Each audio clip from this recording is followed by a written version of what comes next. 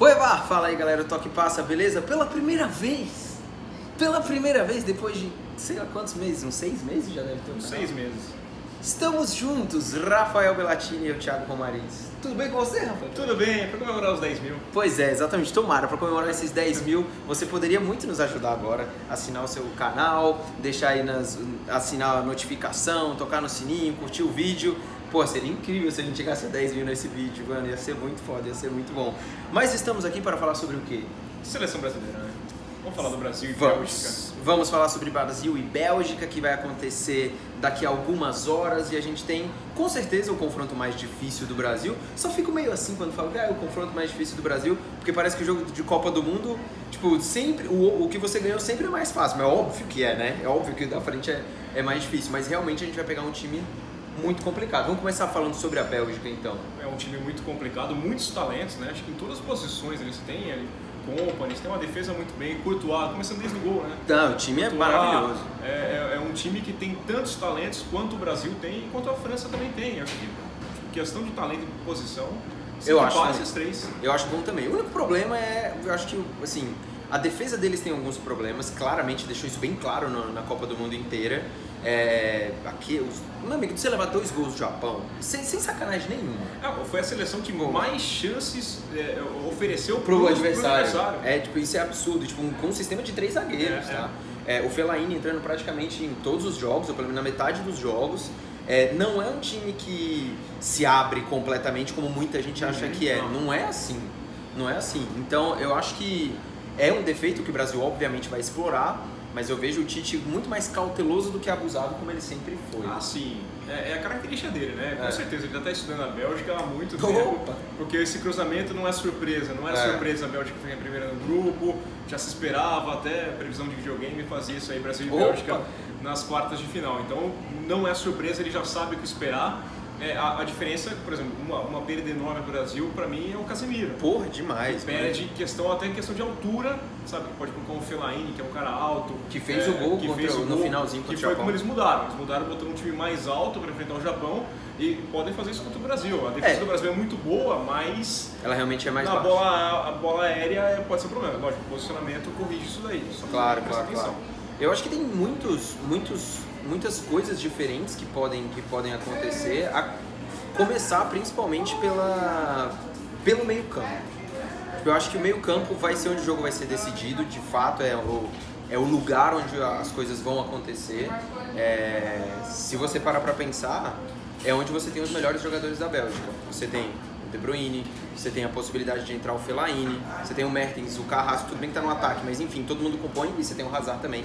Todo mundo compõe, eu acho, principalmente o sistema ofensivo da Bélgica, que é onde o jogo vai mais acontecer. Tendo o problema do Casemiro, que a gente sabe que o Fernandinho vai entrar, onde eu acho que o Brasil vai, e principalmente o Tite está muito mais preocupado de como isso vai acontecer. Né? Vai exigir mais do Paulinho, que o Paulinho não tem feito nessa Copa do Mundo, ele vai ter que fazer um pouquinho mais. O Fred, eu acho que ele não perde pro Casemiro com relação à marcação. Eu gosto muito do Fred, só que ele perde com relação à altura, né? Ele é 9 centímetros mais baixo, isso aí faz diferença. E em questão física também, o Casemiro é um cara mais bruto, assim, digamos, para fazer essa marcação. Agora, o que o Brasil tem que tentar explorar é essa possibilidade da Bélgica tentar mudar o esquema defensivo.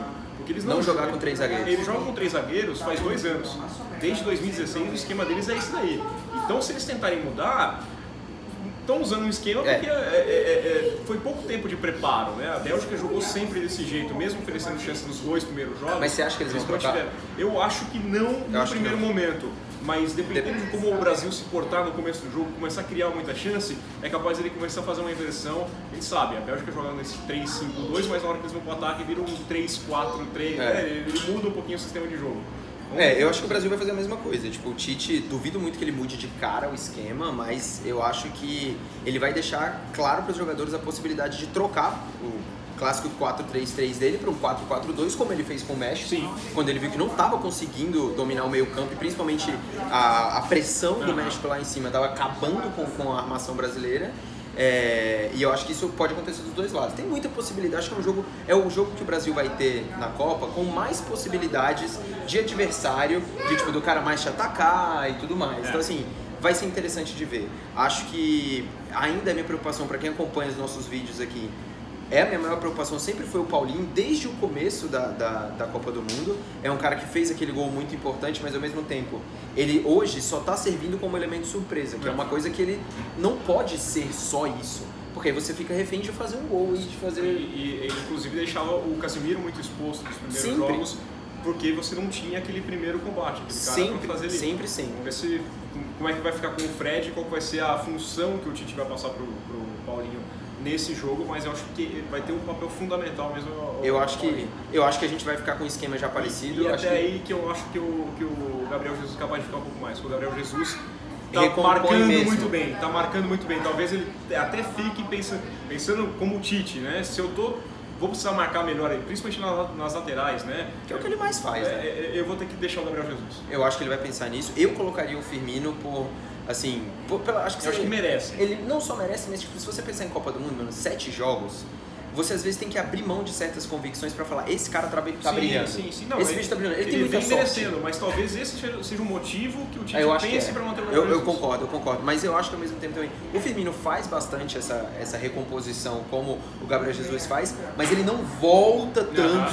Por exemplo, o Gabriel Jesus inúmeras vezes ele voltou pra recompor o Neymar porque o Neymar ficou. O Firmino pode fazer? Pode. Mas o cara de confiança do Tite é o Jesus. Ele já vem fazendo.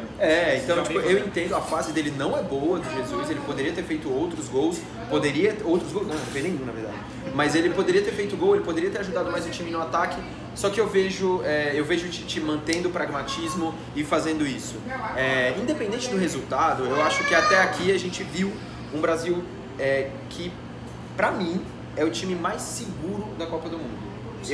Eu acho o time mais... Não só porque tem a melhor defesa. É um time com identidade, é um time que não se expõe, né? Ele tem o setor defensivo do Brasil, para mim, é um dos melhores da Copa. Acho que é o lado do Uruguai, né? O Uruguai tem um Godinho ali, vai muito bem o Godinho e o Gimenez, mas eu acho que o Brasil, como um conjunto, ele tem mais cara. Eu acho que vai ser muito interessante ver esse jogo. Não acho... O Brasil é favorito? Óbvio que é favorito, mas eu não acho que é um jogo muito simples, assim. São a clássica geração belga enfrentando um Brasil que, tipo... E eu acho que pela primeira vez a gente vê uma geração belga, eles estão a metade do time deles está entre os melhores jogadores de cada posição. Sim. E os ídolos deles são os brasileiros. Sim. Não desse time, mas assim... O Lukaku é o Ronaldo, o Hazard sempre falou de Ronaldinho Gaúcho e por aí vai, né? E vou trazer uma memória mais chata ainda para quem está torcendo para a seleção brasileira. Lá no banco de reservas como auxiliar tem o Henry. Só isso. Que sabe ganhar da seleção brasileira em quartas de final. Opa, se sabe. Pode ter dado umas dicas pro Lukaku. Não tenho dúvida. O Lukaku me preocupa, claro, ele é um baita atacante, mas eu acho que a gente tem uma boa defesa que vai ser uma disputa boa. Mas enfim, deixa aí seus comentários, fala o que você acha desse Brasil e Bélgica e tomara que a gente tenha chegado aos 10 mil e vamos ver, né? Vamos ver o que vai acontecer nesse Brasil e Bélgica. Não esquece de assinar o canal. Valeu!